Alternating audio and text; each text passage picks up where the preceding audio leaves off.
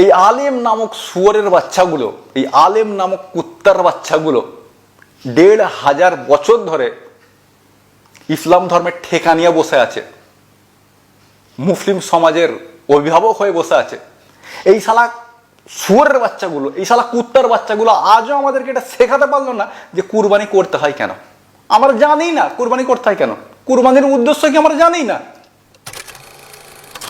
জানেন তো, অনেকে আমাকে বলে যে আপনি আলেমদেরকে গালাগালি কেন করেন। এই ভিডিওটা দেখলে আপনি বুঝতে পারবেন যে আমি আলেমদের গালাগালি কেন করি। আজ ১৫০০ বছর হয়ে গেল পবিত্র কোরআন আমাদের কাছে রয়েছে। মুসলিম সমাজে প্রতি বছর প্রতিটা গ্রামে ৪টে ৫টা ৮টা 10টা করে জলসা হচ্ছে, এত বইপত্র লেখা হচ্ছে, পত্র পত্রিকা বের হচ্ছে। আজও আমরা জানতে পারলাম না যে কুরবানি করতে হয় কেন। আপনি একটা মুসলিমকে জিজ্ঞেস করেন কুরবানি কেন করতে হয়, সে জানি না।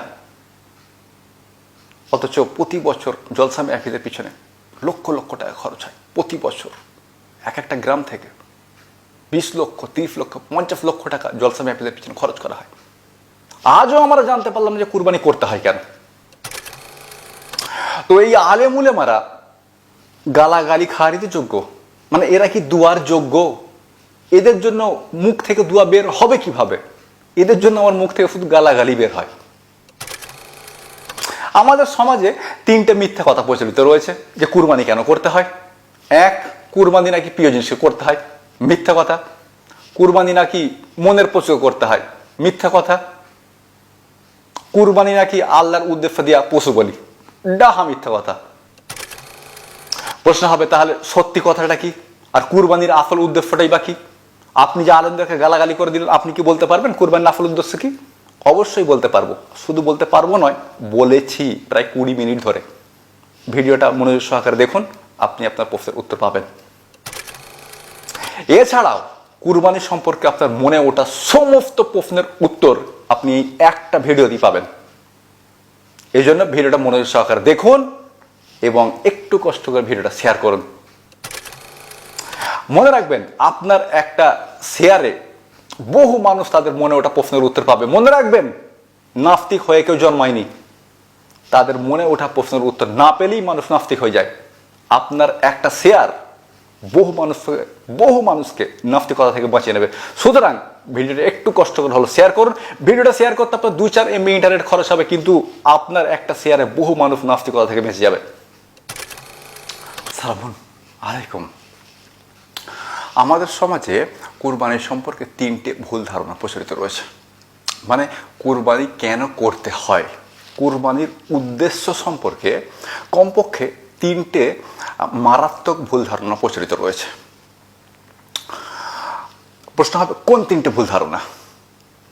একদম প্রথম ভুল ধারণা হচ্ছে এটা যে কুরবানি করতে হয় প্রিয় জিনিসকে। এটা মিথ্যা কথা, এটা ডাহা মিথ্যা কথা। ২, কুরবানি করতে হয় মনের পশুকে। কুরবানি করতে হয় মনের পশুকে, নিরীহ পশুকে নয়। অথবা কুরবানির আসল উদ্দেশ্য হলো মনের পশুকে কুরবানি করা, মিথ্যা কথা, ডাহা মিথ্যা কথা। আর একটা ভুল ধারণা হচ্ছে এটা যে যেরকম হিন্দুরা তাদের দেব দেবীদের উদ্দেশ্যে পশু বলি দিয়ে থাকে, কুরবানি হলো আল্লাহর উদ্দেশ্য দেয়া পশু বলি। অর্থাৎ কুরবানি আর অন্য কিছু নয়, এটা হচ্ছে আল্লাহর উদ্দেশ্য দেয়া পশু বলি। এটাও মিথ্যা কথা, ডাহা মিথ্যা কথা। মানে কুরবানি কেন করতে হয় এই সম্পর্কে ৩টে ডাহা মিথ্যে কথা প্রচলিত রয়েছে। এক, প্রিয় বস্তুকে কোরবানি করতে হয়, মিথ্যে কথা। মনের পশুকে কোরবানি করতে হয়, মিথ্যা কথা। কুরবানি হলো আল্লাহর উদ্দেশ্যে পশু বলি, মিথ্যা কথা। প্রশ্ন হলো সত্যি কথাটা কি, আর কুরবানির আসল উদ্দেশ্যটাই বা কি, কেন কুরবানি করতে হয়? তো এই সম্পর্কে জানতে হলে আপনাকে ভিডিওটা সম্পর্কে দেখতে হবে আর মনোযোগ সহকারে দেখতে হবে। অবশ্যই এই সম্পর্কে আমরা বিস্তারিত কথা বলবো ইনশাল্লাহ। ছোট্ট মতো একটা অনুরোধ, ছোট্ট মতো একটা আবেদন, যদি ভিডিওটা আপনি হাতে পান কিংবা সামনে পান তাহলে ভিডিওটা শেয়ার অবশ্যই করবেন। বহু মানুষ তাদের মনে ওঠা প্রশ্নগুলোর উত্তর পাবে। আর যেহেতু আমাদের সমাজে কুরবানি সম্পর্কে ৩টে ডাহা মিথ্যা কথা প্রচলিত রয়েছে, কুরবানির উদ্দেশ্য সম্পর্কে, কেন কুরবানি করতে হয় সেই সম্পর্কে, সুতরাং অমুসলিমদের মধ্যেও কুরবানি সম্পর্কে বহু ভুল ধারণা প্রচলিত রয়েছে এই তিনটে ডাহা মিথ্যে কথার উপর ভিত্তি করে। তো আমরা এই সম্পর্কে কথা বলবো ইনশাআল্লাহ। তো সর্বপ্রথম আমরা দেখে নেব যে কুরবানি কি সত্যি প্রিয় জিনিসকে করতে হয়, মানে এই সম্পর্কে কোন নির্দেশনা কি পবিত্র কোরআন বা হাদিসে রয়েছে? না, নেই, এটা মিথ্যা কথা। কুরবানি করতে হয় প্রিয় জিনিসকে, এটাই নাকি কুরবানির আসল উদ্দেশ্য, এটা মিথ্যা কথা, ডাহা মিথ্যা কথা। এর সম্পর্কে পবিত্র কোরআন বা হাদিসে কোনো উল্লেখ নেই। বাইবেলে এই সম্পর্কে খানিকটা বলা হয়েছে, বাইবেলে এই সম্পর্কে খানিকটা বলা হয়েছে, আমি আপনাকে পড়ে শোনাবো। দেখুন, এটা রয়েছে বাইবেলের বুক অফ জেনেসিস। জেনেসিস মানে হচ্ছে সৃষ্টির অধ্যায়। তো বাইবেলের প্রথম পুস্তকটার নাম হচ্ছে বুক অফ জেনেসিস। বাইবেলের প্রায় 46টা পুস্তক রয়েছে। তো 46টা পুস্তকের মধ্যে বাইবেলের প্রথম পুস্তকের নাম হলো বুক অফ জেনেসিস। তো জেনেসিসের 22 নম্বর অধ্যায়ের 2 নম্বর ভার্সে বাইবেলের ঈশ্বর আব্রাহামকে অথবা ইব্রাহিম নবীকে, ইব্রাহিম আলাইহিস সালামকে ডেকে বললেন, দেন হি সেড, ঈশ্বর বললেন, দেন হি সেড মানে তারপর ঈশ্বর বললেন কাকে? ইব্রাহিমকে। তো কি বলছেন? টেক নাও ইয়ার সন, তুমি তোমার পুত্রকে নাও, ইয়োর অনলি সন ইসাক, তোমার একমাত্র পুত্র অথবা তোমার অদ্বিতীয় পুত্র বা তোমার বড় পুত্র ইসাককে নাও। তো নিয়ে কি করতে হবে আর কেন নিতে হবে? হুম ইউ লাভ, যাকে তুমি ভালোবাসো। মানে বাইবেলের ঈশ্বর ইব্রাহিমকে নির্দেশ দিচ্ছে, take your son, your only son Isaac, তুমি তোমার পুত্রকে নাও, তোমার প্রিয় পুত্রকে নাও, অথবা তুমি যাকে ভালোবাসো এমন অদ্বিতীয় পুত্রকে নাও। নিয়ে কি করতে হবে? নিয়ে তাকে ঈশ্বরের উদ্দেশ্যে তাকে কোরবানি করে দাও, তাকে জাবেহ করে দাও। এটা বলা হয়েছে বাইবেলে। যদি এখানে একটা তথ্যগত ভুল রয়েছে, এই সম্পর্কে একটু পরে কথা বলছি, কিন্তু প্রিয় জিনিসকে কুরবানি করতে হয় এটা বাইবেলের কনসেপ্ট। অন্তপক্ষে খানিকটা এর উল্লেখ হয়েছে বাইবেলের এই ভার্সে, যেটা আমি আপনাকে পড়ে শোনালাম। প্রশ্ন হবে এখানে মিথ্যা কথাটা কি রয়েছে? এখানে মিথ্যা কথা হচ্ছে এটা, অথবা তথ্যগত ভুল হচ্ছে এটা। এখানে বলা হচ্ছে ইয়োর অনলি সন ইসাক, তোমার অদ্বিতীয় পুত্র ইসাককে নাও। কিন্তু ইসাক কি ইব্রাহিম আলাইহিস সালামের অদ্বিতীয় পুত্র? না, ইসাক হলো ইব্রাহিমের দ্বিতীয় পুত্র, অদ্বিতীয় পুত্র নয়। অনলি সান নয়, বড় পুত্র নয়। বড় পুত্রকে অদ্বিতীয় পুত্র বলা হয়, অথবা একমাত্র সন্তান হলো তাকে অনলি সান বলা হয়।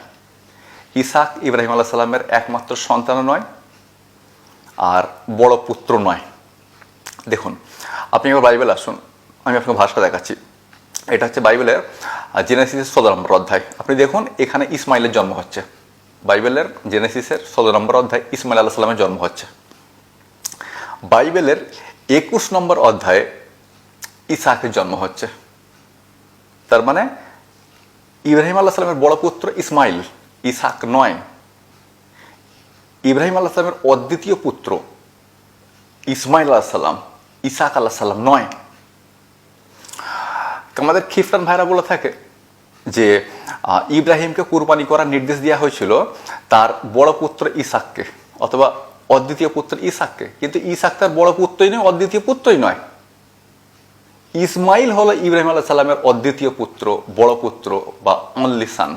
সুতরাং তোমার একমাত্র পুত্রকে কুরবানি করো অথবা অদ্বিতীয় পুত্রকে কুরবানি করো যার নাম ইসাক, যাকে তুমি ভালোবাসো, এটা মিথ্যা কথা। এই সম্পর্কে পরে কখনো কথা বলা যেতে পারে। এবং খ্রিস্টান ভাইরা পবিত্র কোরআন থেকেও এটা দেখানোর চেষ্টা করে যে পবিত্র কোরআনে তো কোথাও বলা হয়নি যে ইব্রাহিম আলাইহিস সালাম ইসমাইল আলাইহিস সালামকে কুরবানি করতে চেয়েছিল। এটা তো পবিত্র কোরআনের কথা বলা হয়নি। আমরা এই সম্পর্কে আগামীকাল ভিডিও বানাবো ইনশাআল্লাহ।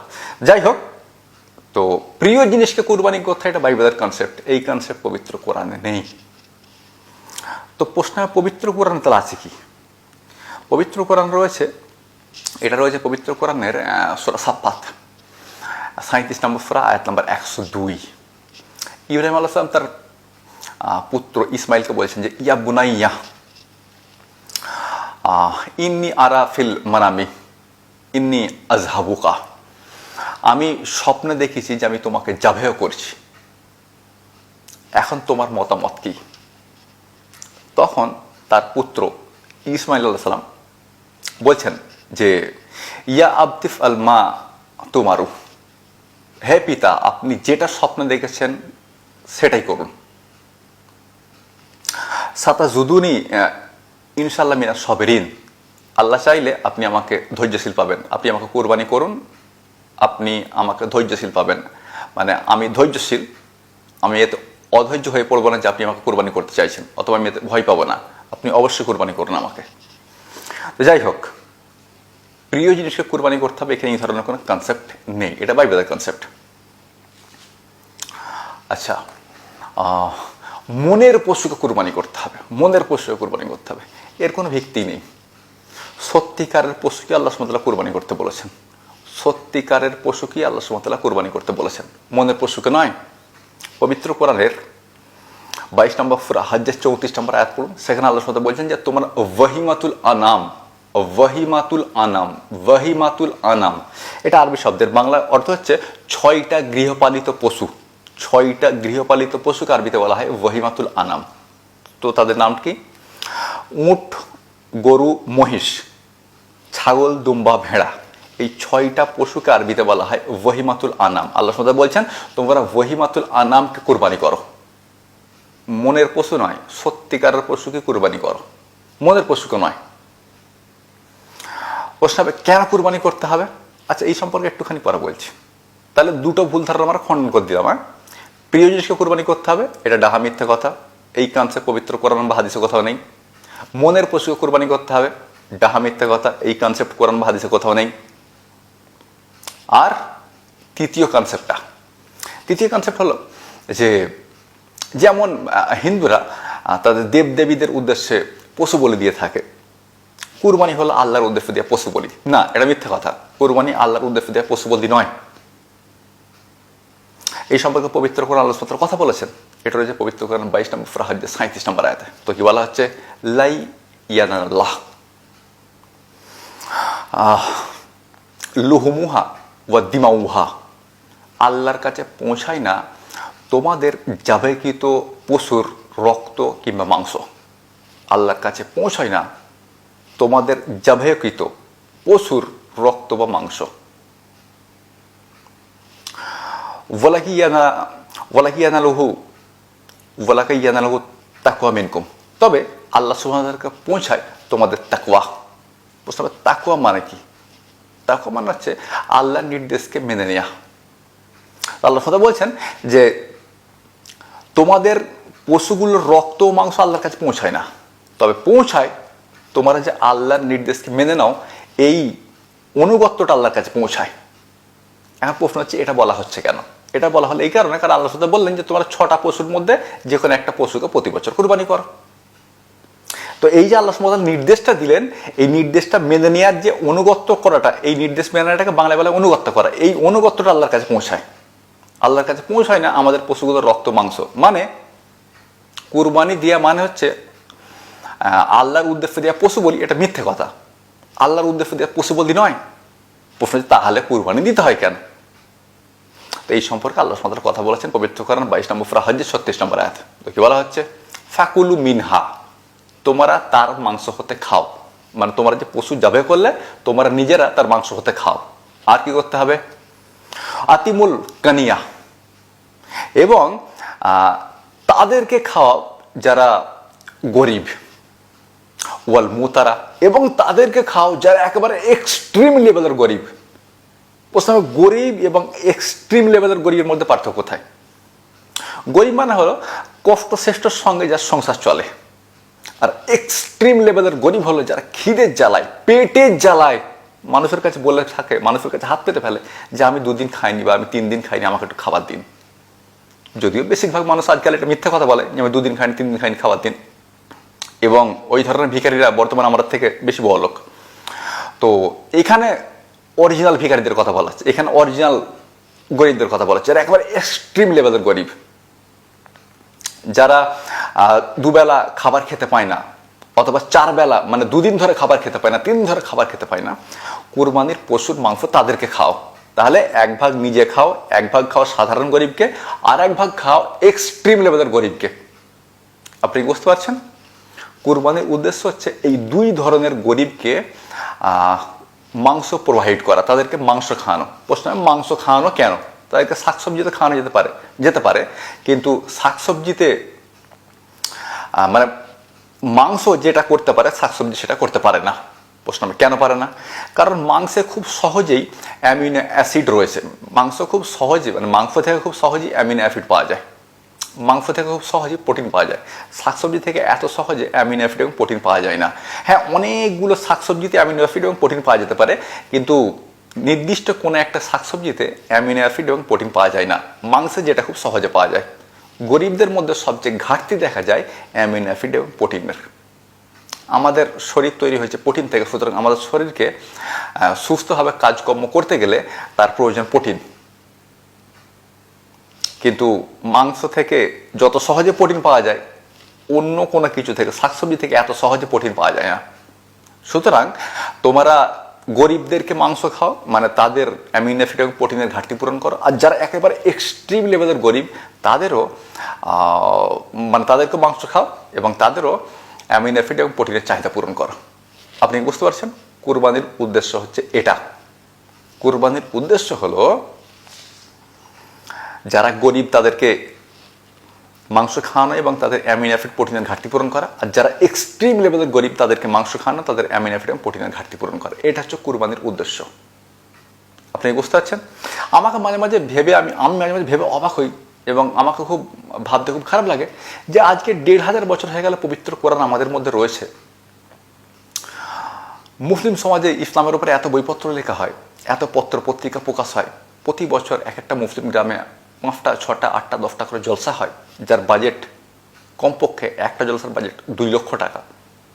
তবু আমরা এটা জানি না যে কুরবানি করতে হয় কেন। মানে ব্যাপারটা কিন্তু খুব ভাবার বিষয়। আমরা এটা জানলাম না যে কুরবানি করতে হয় কেন। আমরা কত বড় হারাম ঘরে কল্পনা করুন, আর আমাদের আলেমগুলো কত বড় হারাম ঘরে কল্পনা করুন। সাধারণ আসে, এসে 15-20 হাজার টাকা, 50 হাজার টাকা, 1 লাখ টাকা, 2 লাখ টাকা ফিরিয়ে চলে যায়। আমাদের কাজ পর্যন্ত এটা জানাতে পারলো না যে কুরবানি করতে হয় কেন। ভাবার বিষয়। তো কুরবানি কেন করতে হয় মোটামুটি আমি আপনাকে জানিয়ে দিয়েছি। এবারে আমাদের সমাজে যে 3টে ভুল ধারণা প্রচলিত রয়েছে, যে কুরবানি করতে হয় প্রিয় জিনিসকে, আর কুরবানি করতে হয় মনের পশুকে, আর কুরবানি মানে হলো আল্লাহর উদ্দেশ্যে পশু বলি। এই 3টে ভুল ধারণার উপর ভিত্তি করে মানুষরা কমেন্ট করে থাকে। তো মানুষরা কি কমেন্ট করে, আমি একবার কিছু কমেন্ট আপনাকে পড়ে শোনাতে চাইব। দেখুন একবার মানুষের কমেন্টগুলো কীরকম। যেমন দেখুন, একজন ভদ্রলোক লিখছে, আল্লাহর সন্তুষ্টির জন্য চারিদিকে রক্তের হোলির উৎসব। আল্লাহ আজ খুব সন্তুষ্ট, সবাইকে ঈদ মুবারক। মানে তিনি জানেন না যে কুরবানি করতে হয় কেন। তিনি ভাবছেন কুরবানি মানে হলো আল্লাহকে সন্তুষ্ট করা। দূর পাগলা, কুরবানি মানে আল্লাহকে সন্তুষ্ট করা নয়। কুরবানি মানে হলো মানুষদেরকে মাংস প্রোভাইড করানো, গরিবদেরকে এবং এক্সট্রিম লেভেলের গরিবদেরকে তাদের অ্যামিনো অ্যাসিড এবং প্রোটিনের ঘাটতি পূরণ করা। আচ্ছা, এবারে একজন আহলে কোরআনের পোস্ট আপনাকে দেখাবো। এই ভদ্রলোক প্রথমে হাদিসের বিরুদ্ধে পোস্ট করত, এখন এই ভদ্রলোক কোরআনের বিরুদ্ধে পোস্ট করে। এই ভদ্রলোক আগের নবী মুহাম্মদের বিরুদ্ধে পোস্ট করত, এখন আল্লাহর বিরুদ্ধে পোস্ট করে। আমি আপনাদেরকে বলি যে আহলে কোরআনদের শেষ পরিণতি হচ্ছে নাস্তিক হওয়া। একটা পর্যায়ে এই আহলে কোরআনরা ইসলাম এবং মুফতিদেরকে গালি দেওয়া শুরু করবে।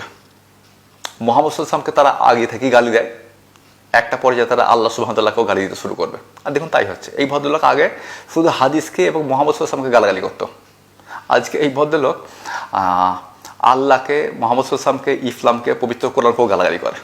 প্রশ্ন হবে, গালাগালি তো আপনিও করেন, আপনি তো বারবার বলেন কুত্তার বাচ্চা, আপনি তো বারবার বলেন শুয়ার বাচ্চা। হ্যাঁ, আমি বলি আলেমদেরকে। আপনি বুঝতে পারছেন এখানে পার্থক্য রয়েছে। আর অবশ্যই আলেমরা গালাগালি খাওয়ার যোগ্য। দেখুন না, আজকে 1500 বছর পরও প্রতিটা গ্রামে 4টে 5টা 8টা 10টা করে জলসা হচ্ছে, তারপরও তারা আমাদেরকে এটা জানাতে পারলো না যে কুরবানি করতে হয় কেন। তো গাল খাবেন তো কী খাবে, দোয়া খাবে? দেখুন এবারে তার পোস্টটা দেখুন একবার। কুরবানি মানে হলো ত্যাগ। মানে এই ভদ্রলোক বলছে কুরবানি মানে হলো ত্যাগ। এটা মিথ্যা কথা, কুরবানি মানে ত্যাগ নয়। কুরবানির একটা অর্থ হতে পারে ত্যাগ। যেমন ফল মানে হতে পারে গাছের ফল, কিন্তু ফল মানে কর্মের ফল হতে পারে। ফল মানে পরিণতিও হতে পারে, ফল মানে ফসলও হতে পারে। তো ফলের একটা অর্থ হচ্ছে গাছের ফল, আপনি বুঝতে পারছেন, প্রত্যেকটা অর্থ গাছের ফল নয়। তেমন কুরবানি মানে একটা অর্থ হতে পারে ত্যাগ, কুরবানি মানে ত্যাগ নয়, কুরবানি মানে পশু কুরবানি আর তার মাংস গরিবদেরকে খাওয়ানো। তো যাই হোক, তিনি লিখছেন কুরবানি মানে হলো ত্যাগ, আর উৎসব করে পশু হত্যা করে ভোজন করা হলো ভোগ। মানে তিনি বলছেন এখানে ত্যাগ তো দেখতে পাচ্ছি না, সবাই শুধু মাংস খাচ্ছে, মানে এ তো ভোগ করা হচ্ছে, ত্যাগ তো হচ্ছে না। মুসলমানেরা ত্যাগ করে নাকি ভোগ করে, মানে এটা জানে না যে মুসলমান শব্দটা পবিত্র কোরআন বা হাদিসে নেই। মুসলমান শব্দটা ফার্সি শব্দ, এর আরবি হলো মুসলিম।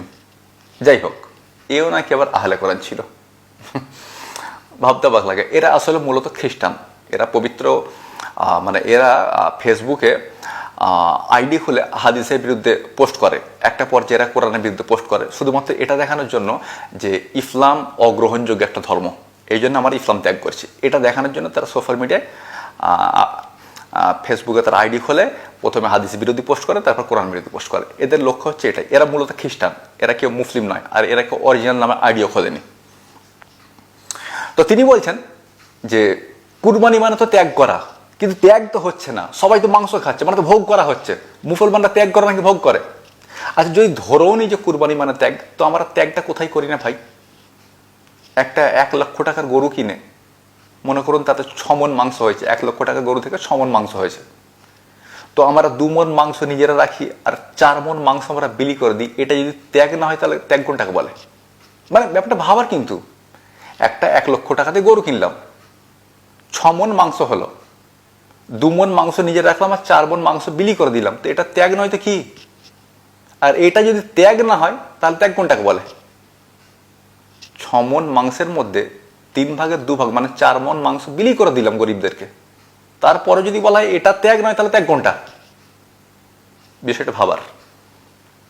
যাই হোক, তার আর একটা পোস্ট দেখুন, মোহাম্মদ এবং আল্লাহ মুসলমানদের সবচেয়ে প্রিয়।